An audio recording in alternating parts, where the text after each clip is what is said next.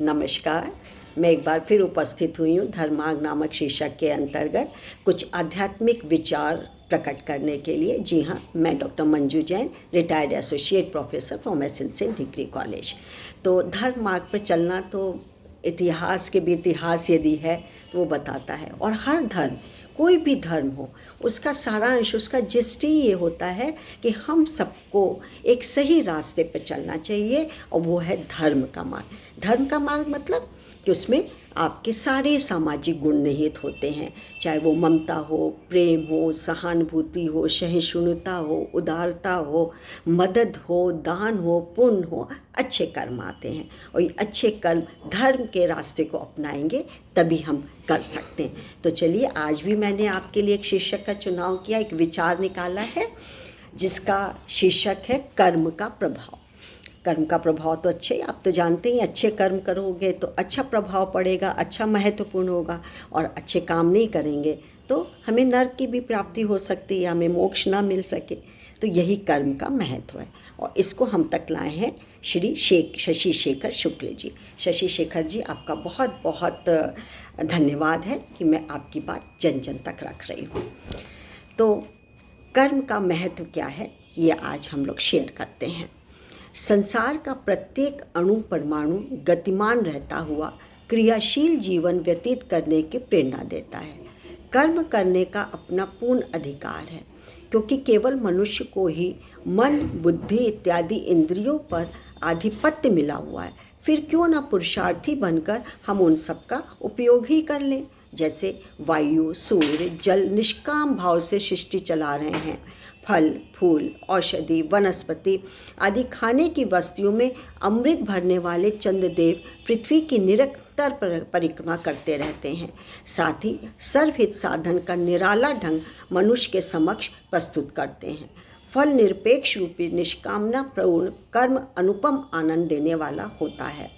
ऐसे ही कर्म फल की किंचित मात्र भी आकांक्षा न रखने वाले कर्मयोगी की सत्य कर्म निष्ठा सूर्यवत समाज के कल्याण कामना से ओतप्रोत रहती है, और उसकी मनोवृत्ति व्यापक, उदार व सम रहती है।